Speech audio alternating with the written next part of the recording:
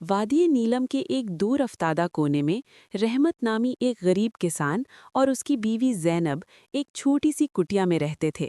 وہ اتنے مفلس تھے کہ اکثر جنگلی جڑی بوٹیاں ابال کر پیٹ بھرتے۔ ایک دن رحمت کو گھنے جنگل میں ایک عجیب و غریب انار کا پودا ملا۔ اس نے سوچا کہ یہ شاید کبھی کام آئے۔ وہ اسے جڑ سمیت نکال لایا اور اپنے صحن میں لگا دیا۔ وہ روزانہ اسے پیار سے پانی دیتا۔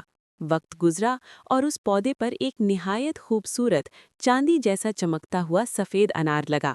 وہ دونوں اس سے اتنی محبت کرنے لگے کہ اسے توڑنے کا حوصلہ نہ ہوتا۔ ایک صبح جب گھر میں کھانے کو کچھ نہ رہا تو رحمت نے بوجھل دل سے کہا، زینب، اب وقت آ گئی ہے کہ ہم یہ انار توڑ لیں۔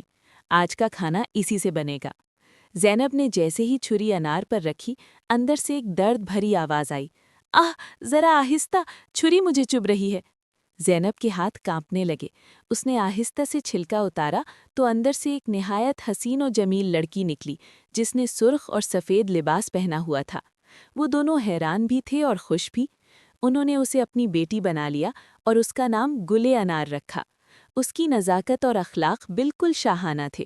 اس ریاست کا بادشاہ اپنی 7 بیٹیوں اور ایک جادوگرنی ملکہ کے ساتھ رہتا تھا۔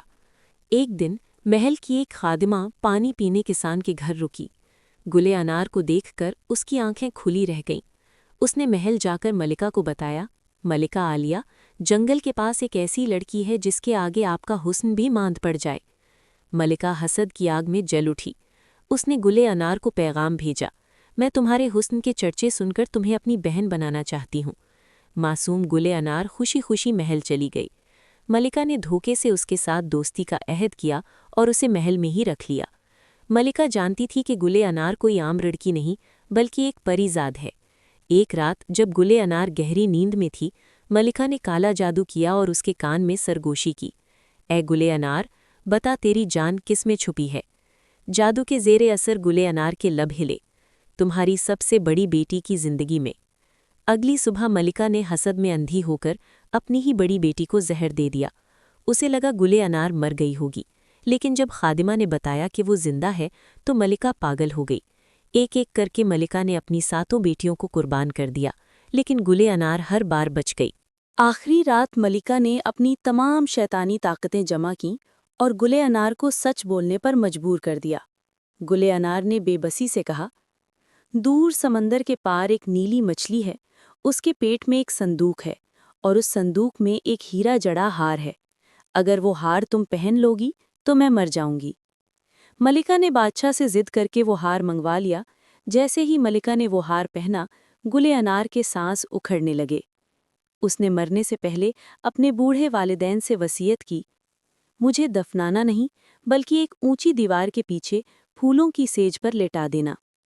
کئی سال گزر گئے۔ بادشاہ اپنی بیٹیوں کے غم میں جنگل میں شکار کے لیے نکلتا تھا۔ ایک دن وہ اس اونچی دیوار کو پھلانگ کر اندر گیا تو دنگ رہ گیا۔ وہاں ایک شہزادی آج بھی ویسے ہی سو رہی تھی جیسے ابھی جاگ جائے گی۔ وہاں ایک چھوٹا بچہ بھی کھیل رہا تھا جو گلے انار کا معجزاتی بیٹا تھا۔ بادشاہ نے بچے سے پوچھا، تمہاری ماں جاگتی کیوں نہیں؟ بچے نے کہا، میری ماں رات کو جاگتی ہے اور کہتی ہے کہ جب تک ملکہ کے گلے سے وہ ہار نہیں اترے گا وہ قید رہے گی۔ بادشاہ کو اپنی ظالم بیوی پر شک تو پہلے ہی تھا، اب اسے یقین ہو گیا۔ اس نے بچے کو ایک منصوبہ سمجھایا۔ اگلی صبح بادشاہ اس بچے کو اپنی ساتھ محل لے گیا۔ جب ملکہ نے اس خوبصورت بچے کو دیکھا تو اس کا دل خوف سے کانپنے لگا۔ اسے لگا یہ بچہ اس کے لیے کوئی نئی مصیبت لایا ہے۔ ملکہ نے بچے کو زہریلی مٹھائی دینے کی کوشش کی، لیکن بچے نے چالاکی سے کہا، ملکہ عالیہ، میں یہ مٹھائی تبھی کھاؤں گا جب آپ مجھے اپنا چمکتا ہوا ہار پہننے کے لیے دیں گی۔ ملکہ نے مٹھی بھر لالچ اور غرور میں آ کر ہار اتارا اور بچے کی طرف بڑھایا۔ جیسے ہی ہار بچے کے ہاتھ میں آیا، وہ بجلی کی تیزی سے محل سے باہر بھاگا۔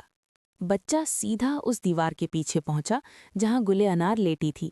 جیسے ہی ہار گلے انار کے سینے پر رکھا گیا، اس نے ایک لمبی سانس لی اور اس کی آنکھیں کھل گئیں۔ بادشاہ بھی پیچھے پیچھے وہاں پہنچ چکا تھا۔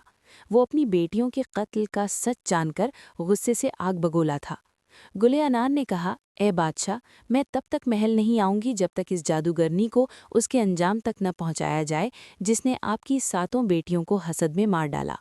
بادشاہ نے فوراً محل جاکر مکر و فریب سے ملکہ کو گرفتار کر لیا۔ اس نے اپنے سپاہیوں کو حکم دیا کہ محل کے گیٹ پر ایک گہرا گڑھا کھود کر اس میں زہریلے سانپ اور بچھو چھوڑ دیے جائیں۔ ظالم ملکہ کو اس کے انجام تک پہنچا دیا گیا، اور جیسے ہی وہ ہار دوبارہ گل انار کے پاس پہنچا، وہ زندہ ہو گئی۔ وادی نیلم میں ایک بار پھر خوشیاں لوٹ آئیں۔